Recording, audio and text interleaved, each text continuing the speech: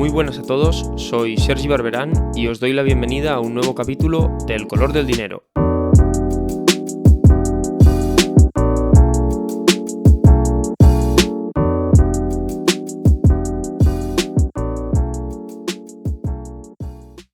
Quien más, quien menos ha escuchado alguna vez que China será la gran potencia económica del futuro.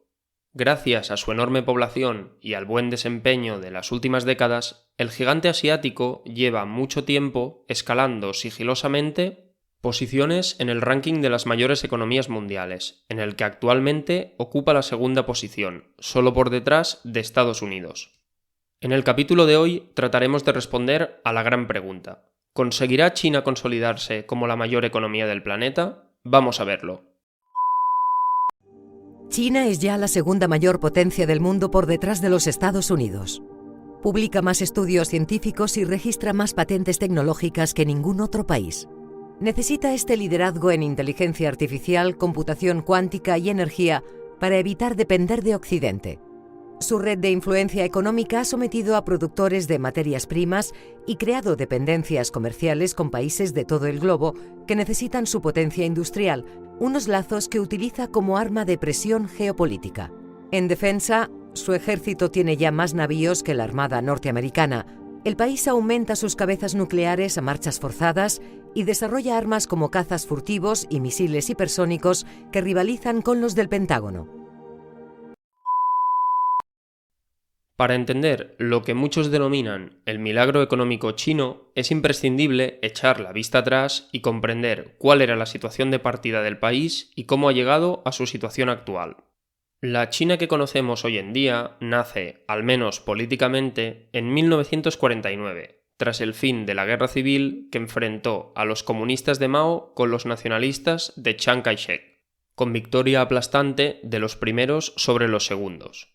En el año en que terminó la contienda, China ya era el país más poblado del mundo, con más de 500 millones de habitantes, más del doble que la India, el siguiente estado en la lista, y prácticamente 5 veces más que Estados Unidos. Pese a su enorme tamaño, China era un país esencialmente pobre. En términos de PIB, el país no se contaba ni entre las 5 mayores economías del planeta. Según los datos disponibles, el PIB chino en 1950 rondaba los 20 billones de dólares, una cifra hasta 10 veces inferior que la de Estados Unidos y unas 5 veces inferior a la vecina Unión Soviética. Dada su condición de gigante demográfico pero enano económico, el nivel de vida en la China de mediados del pasado siglo era extremadamente bajo, aun ajustando por las diferencias en el coste de la vida. El ingreso medio anual de un ciudadano chino no alcanzaba los $800, una cifra ridícula comparada con la de, por ejemplo, la España franquista previa al desarrollismo, donde un ciudadano tenía una renta media de $3.500 anuales, y a años luz de la de Estados Unidos, donde el ingreso medio en los 50 superaba los $15.000 anuales. Las 2 primeras décadas de la China comunista no fueron muy esperanzadoras para sus habitantes. Hacia finales de los años 50, Mao puso en marcha un ambicioso plan de desarrollo económico conocido como el Gran Salto Adelante, que, sin embargo, terminó en desastre. En un caótico intento de industrializar y colectivizar la producción del país, el programa acabó con buena parte de la producción agrícola nacional y causó una tremenda hambruna que dejó millones de muertos. La estructura productiva del país quedó dañada de tal forma que, durante la siguiente década, la tasa de crecimiento media del país apenas superó el 2% anual, un valor exageradamente bajo para cualquier economía en desarrollo. Todo comenzó a cambiar con la llegada al poder de Deng Xiaoping, un líder reformista que había ido ganando apoyos dentro del Partido Comunista a raíz de los desastres cosechados por las distintas políticas de Mao. Cuando Deng asumió el poder en 1978, comenzó a implementar un conjunto de medidas de apertura económica y fomento de la actividad privada, siempre bajo tutela estatal, que permitieron a China despegar. En los 30 años que van desde 1980 hasta 2010, la economía china creció a un ritmo en torno al 8 o 9% anualizado, registrando tasas de crecimiento de 2 cifras en no pocos años, que llevaron al país a comenzar a escalar rápidamente posiciones en el top de economías globales. Para el año 2000, China era ya la 6ª economía mundial, solo por detrás de Estados Unidos, Japón, Alemania, el Reino Unido y Francia. Y todos los analistas coincidían en que su potencial de crecimiento era todavía enorme. En el año 2001, el banco de inversión estadounidense Goldman Sachs acuñó el término BRIC para referirse a 4 países que, en su opinión, iban a liderar la economía global en el siglo XXI. B de Brasil, R de Rusia, I de India y C de China. Apenas un par de años más tarde, el propio Goldman Sachs presentó su primera estimación de cuándo la economía estadounidense sería finalmente superada en tamaño por la del gigante asiático, el año 2041. Pronto se vio que esta estimación había sido demasiado conservadora. En el año 2001, China fue admitida en la Organización Mundial del Comercio, y el entrar a formar parte de las redes comerciales mundiales le permitió acceder a una cantidad ingente de materias primas baratas que aceleraron su desarrollo, registrando un repunte en sus tasas de crecimiento durante el periodo 2003-2008. Ante tal evidencia, Goldman Sachs revisó en 2011 su estimación inicial y recortó en 15 años la fecha del sorpaso de la economía china, fijándolo ahora en 2026. Many times that the U.S. is doing far better than any other country when it comes to testing. Yes. Why is this a global competition to you if every day Americans are still losing their lives and we're still seeing more cases every day? Well, they're losing their lives everywhere in the world, and maybe that's a question you should ask China. Don't ask me, ask China that question, okay? When you ask them that question, you may get a very unusual answer. Yes, behind you, please. En el periodo comprendido entre 1950 y mediados de la década de los 2010, el milagro económico chino era observado con fascinación y admiración, desprovisto de cualquier lectura política. No obstante, y aunque corresponderá a los historiadores establecer qué y cómo sucedió exactamente, alrededor del año 2015 el crecimiento económico chino comenzó a generar suspicacias. Sin ir más lejos, de entre los muchos mensajes populistas que llevaron a Trump al poder en 2016, uno de los más relevantes fue el de comenzar a identificar a China como raíz de todos los males de los trabajadores estadounidenses. En 2018, el propio Trump pasó de las palabras a los hechos y comenzó a boicotear activamente el principal activo económico chino, el comercio, imponiendo aranceles y restricciones a los productos chinos. Apenas algo más de un año después, cuando la pandemia del COVID-19 hizo su aparición, la administración Trump trató por activa y por pasiva de atribuir la responsabilidad última del virus al gobierno chino. Este cambio en la retórica política, propia de una etapa de transición en la que la potencia dominante pero decadente trata de evitar el auge de la potencia en ascenso, trajo también una rápida transformación del análisis económico, con una proliferación de artículos cuestionando las estadísticas de crecimiento oficiales del gobierno chino y afirmando que el nivel de desarrollo real del país es muy inferior al pensado. En base a todo ello, el año pasado Goldman Sachs publicó una nueva revisión de sus previsiones, retrasando ahora la fecha del esperado sorpaso hasta 2035. Arguyendo que la economía china ha salido estructuralmente debilitada de los casi 2 años y medio de confinamiento y cierre de fronteras.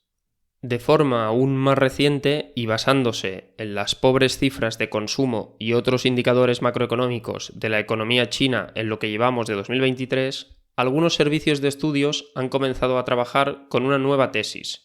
Dicha tesis es que la pandemia causó tal terremoto económico interno que China no llegará jamás a superar a Estados Unidos como primera potencia económica mundial. Es evidente que estos estudios no son inocentes y que, a diferencia de lo que sucedía cuando el crecimiento chino era objeto de análisis solo por parte de investigadores, ahora existe una intencionalidad política en el análisis y en sus conclusiones.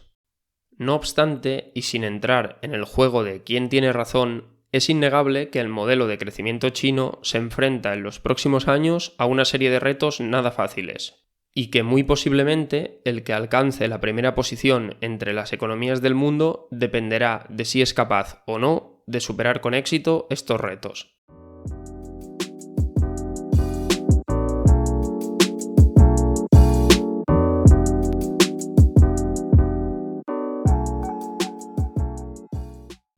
¿Cuáles son los retos a los que se enfrenta China? El primero de ellos es lo que se conoce como la Middle Income Trap. La historia económica está llena de ejemplos de países que comienzan siendo pobres, experimentan buenas tasas de crecimiento que les permiten abandonar la pobreza e ingresar en la categoría de países de ingreso medio, pero que no consiguen dar después el salto al club de países desarrollados, como sucedió, por ejemplo, con la propia Unión Soviética. Por lo general, esta incapacidad se atribuye al agotamiento del modelo de crecimiento empleado para abandonar la pobreza, consistente en la mejora a gran escala de las infraestructuras, la acumulación de capital y la expansión de la fuerza laboral. Llegado a un determinado nivel de desarrollo, el retorno de las inversiones en obra pública, maquinaria pesada y similares se esfuma y es necesario encontrar otros motores de crecimiento, lo que no siempre es sencillo.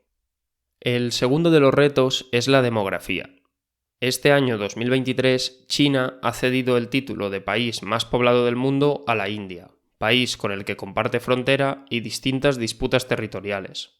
Más allá de este hecho anecdótico, lo cierto es que las perspectivas demográficas chinas no son demasiado alentadoras. La edad media del país es hoy de 38 años, 10 más que en la vecina India y no tan lejos de los valores de algunos países europeos. Este envejecimiento ha llevado a los analistas a estimar que hacia mediados de siglo, China perderá por jubilación entre 300 y 400 millones de trabajadores. Por si fuera poco, la población podría haber alcanzado ya o estar cerca de su máximo histórico, entrando en fase de decrecimiento al estilo de Japón y otras economías maduras. Esto se debe a que las políticas de incentivos a la natalidad implementadas en los últimos años para revertir el estrechamiento de la pirámide que vive el país fruto de los años de la política de hijo único no han terminado de funcionar, y la tasa de fecundidad es hoy de tan solo 1,28 hijos por mujer, casi idéntica a la de España, que tiene una de las más bajas del mundo. El tercero de los retos es la desigualdad, no entre los propios ciudadanos chinos, sino entre los territorios. China es, a día de hoy, un estado con realidades muy distintas, con ciudades como Shanghái, que perfectamente pueden tener el nivel de vida de Zúrich o Nueva York, pero también con provincias rurales de interior que presentan niveles de PIB por cápita muy inferiores. El país, por tanto, corre el riesgo de concentrar la producción en pocas regiones y crear una economía de dos velocidades que a la larga podría poner en jaque la estabilidad social sobre la que se apoya el gobierno chino para sus programas a largo plazo. El cuarto de los grandes retos es la cuestión de la divisa. El yuan chino es una divisa con un tipo de cambio controlado por el Banco Central que fluctúa en torno a los 6 o 7 yuanes por cada dólar estadounidense. Dado que China es el mayor exportador mundial, el Banco Central mantiene el yuan artificialmente bajo para favorecer a las empresas nacionales en los mercados globales. Sin embargo, este cambio devaluado dificulta el sorpaso de la economía china, ya que la comparativa entre los niveles de PIB se realiza en dólares. A medio plazo, además, la cuestión del yuan presenta otro dilema. Si China se convierte en la mayor economía global, terminará irremediablemente atrayendo inversión extranjera, lo que tenderá a apreciar el yuan. Pero esta apreciación penalizará al sector exportador, que de momento es un motor básico de la economía china, y que tendrá que reinventarse para evitar este efecto negativo. Existe también sobre la mesa la cuestión de que el dólar continúa siendo la moneda de reserva global, y nada parece apuntar hacia que el yuan pueda desbancarlo en el corto plazo.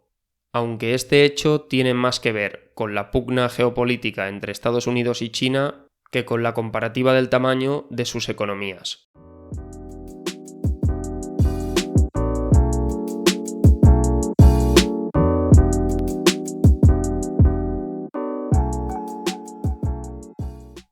La existencia de todos estos retos no es sinónimo de que China vaya a fracasar en su intento de adelantar a Estados Unidos como mayor economía global.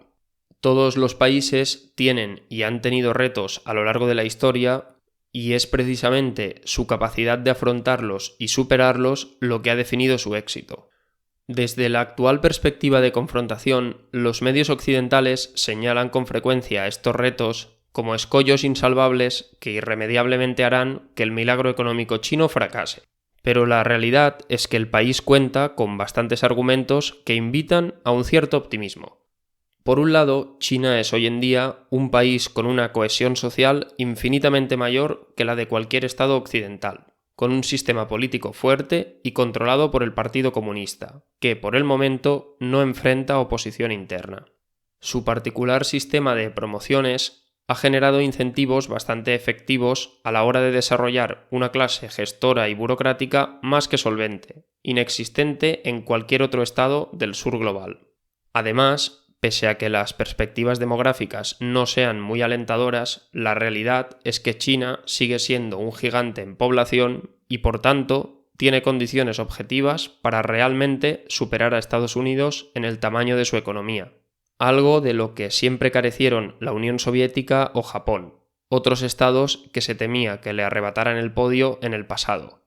Sea como fuere, China ha protagonizado ya uno de los episodios más importantes de la historia económica universal, devolviendo el esplendor a un país milenario y sacando a casi 1 billón de personas de la pobreza en menos de 70 años. Terminar superando a Estados Unidos en PIB será únicamente una anécdota, la guinda del pastel de una historia de éxito que nos muestra cómo, irremediablemente, el centro de gravedad de nuestro tiempo se desplaza hacia Asia.